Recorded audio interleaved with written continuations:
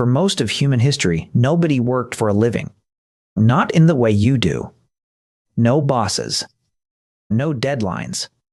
No rent. No alarm clock screaming at 6 in the morning. And then, about 12,000 years ago, we invented farming. And almost everything got worse. Not slightly worse. Dramatically worse. Shorter lives, weaker bones, smaller brains, new diseases, broken backs, rotting teeth. A respected scientist once called it the worst mistake in the history of the human race. And he might have been right. So here's the better question. If farming was such a disaster, why on earth did we ever start doing it? To understand that, we have to go back. Way back. Imagine you're alive 100,000 years ago. You wake up under an open sky, somewhere in what we'd now call Africa. There's no village, no field, no fence. Just your small band, maybe 25 people, all of whom you've known your entire life. Breakfast isn't a thing you prepare. It's something you walk into. A patch of berries, a tortoise, a handful of nuts, a root someone dug up yesterday. Most days, you work about 4 to 6 hours. Then you're done. The rest of the day is talking, napping, making tools, telling stories, gossiping about that one guy who keeps losing his spear. This is the life your body was actually built for. For roughly 300,000 years, this was the human default. Anthropologists studying modern hunter-gatherers found something that genuinely surprised them. These people weren't desperate. They weren't starving. They were, in many cases, eating a wider variety of foods than we do today, working fewer hours, and walking around in better physical shape than the average office worker. One famous study of the Juho-Hunsi people in southern Africa estimated they spent about 15 to 20 hours a week getting food. That's it. The rest was leisure. So if life was that good, what happened? What made humans, all over the world, almost simultaneously, decide to start scratching at the dirt and begging grass seeds to grow? Here's where it gets strange. Because farming didn't start because life got better. Farming started, most likely, because life got harder. Around 12,000 years ago, the climate shifted. The last ice age was ending. Some regions got wetter, others got drier. Certain wild grasses started growing in big, tempting patches. Wheat in the Middle East. Rice in Asia. Corn in the Americas. Humans noticed. A handful of seeds dropped near a campsite would sprout the next year. A small experiment. A little garden. Why not? It seemed like a clever shortcut. And that's the trap. Because farming gives you something hunting and gathering never could. It gives you more calories per acre. A field of wheat can feed 10 times more people than the same patch of wild land. Sounds incredible. Except those calories come almost entirely from 1 or 2 plants. And that, quietly, is where the trouble begins. Picture an ancient farmer 8,000 years ago. She wakes up before sunrise because the field needs her. She doesn't choose what to eat.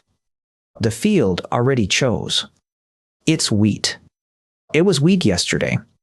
It will be wheat tomorrow. Her hunter-gatherer grandmother ate from a menu of over 100 wild plants and animals. She eats from a menu of about 3. And her body is paying for it. When archaeologists dig up skeletons from the dawn of agriculture, the story written into the bones is brutal. The first farmers were shorter than their hunter-gatherer ancestors.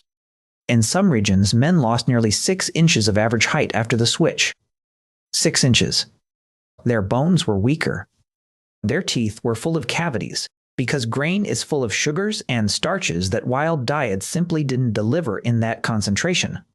Their joints were worn down from the same grinding labor, day after day, year after year. Many of them had spinal deformities from mealing over millstones, grinding grain into flour for hours at a time. It was so consistent that anthropologists can sometimes tell which ancient woman was the grain grinder of her village just by looking at her toes. This wasn't progress.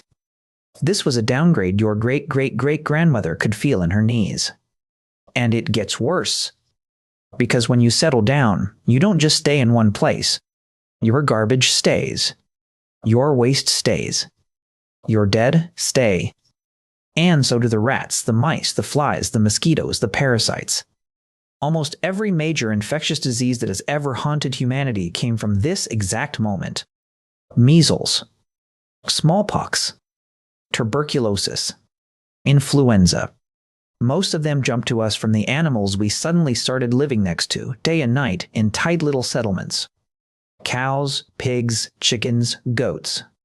We invented agriculture, and agriculture invented epidemics. Here's the important part. Hunter-gatherers got sick too, obviously. But they didn't live in dense, dirty, permanent settlements where a single cough could rip through 100 people. They moved.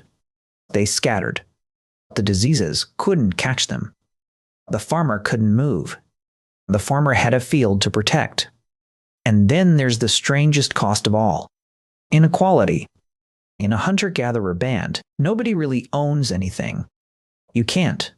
You'd have to carry it. Sharing isn't a virtue, it's just physics. If someone hoards food, the group survives less well, so the group pressures them to share. But the moment you have a granary, the moment you have a stored harvest sitting in a building, everything changes. Now there's something to take. Something to guard. Something to inherit. Something to fight over. Suddenly, some families have more grain than others. Some have more land. Some have weapons to defend it. And just like that, after 300,000 years of relatively flat human societies, we invent kings. We invent slaves. We invent armies. We invent taxes. We invent the idea that one human can own another. None of that existed at scale before agriculture made it possible. Quick pause here, because I'm genuinely curious what you think. If you could choose, knowing everything you know now, would you rather be born into a hunter-gatherer band 100,000 years ago or stay exactly where you are today? There's no wrong answer, but I think the honest one tells you something about yourself. Drop your choice in the comments. I read them, and the responses on the last few videos have genuinely changed how I write these. Now back to the bones. Because we still haven't answered the real question. If farming was so bad for individual humans, why did it win? Why did farmers spread across the entire planet and hunter-gatherers nearly vanish? The answer is uncomfortable. Farming didn't win because it was better. Farming won because it was more. More people. More babies. More bodies to throw at problems. A hunter-gatherer mother could only have one small child at a time because she had to carry it for years while walking long distances. A farming mother could have a new baby every 2 years because she wasn't walking anywhere. The villages swelled. The fields expanded. And whenever farmers met hunter-gatherers, there were simply more farmers. It didn't matter that each individual farmer was sicker, shorter, and more miserable. There were 10 of them for every one hunter-gatherer. This is the cruel logic of agriculture. It's not a system designed to make humans happy. It's a system designed to make more humans. And on that metric, it has been spectacularly successful. There are now 8 billion of us. There were maybe 5 million of us before farming began. We multiplied ourselves by more than 1,000. Though we did it by trading something away. We traded variety for quantity. We traded freedom for security. We traded leisure for labor. We traded health for calories. Think about that for a second. Almost every problem you associate with modern life, the back pain, the bad teeth, the boring food, the long hours, the feeling that you're working too much for too little, has roots that go back to that first dropped seed. The office cubicle is just a wheat field with better lighting. And here's the strangest twist. Your body still hasn't caught up. You are genetically almost identical to a hunter-gatherer. Your hands evolved to throw spears and dig roots, not to type emails. Your eyes evolved to scan horizons, not screens 12 inches from your face. Your stomach evolved for 50 different wild foods a week, not the same 3 packaged meals on repeat. Your sleep evolved for open sky, not blue light at midnight. Every modern epidemic of lifestyle disease, obesity, diabetes, heart disease, chronic stress, is, in a sense, the bill coming due for that 12,000-year-old shortcut.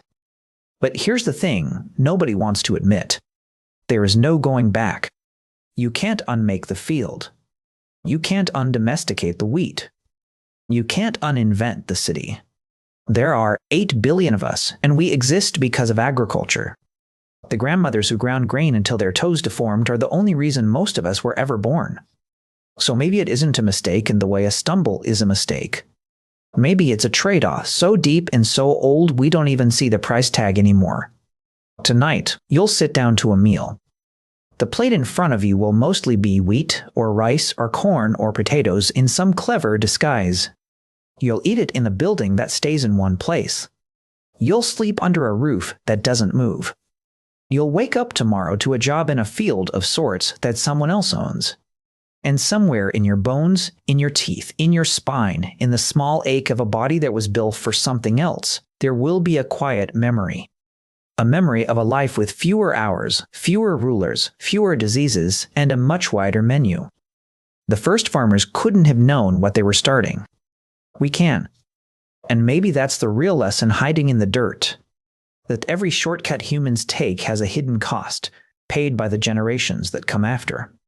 If this changed how you think about your morning toast, hit that like button. It genuinely helps the channel reach more curious minds. Subscribe to Hominin if you want more stories about how strange and accidental our species really is.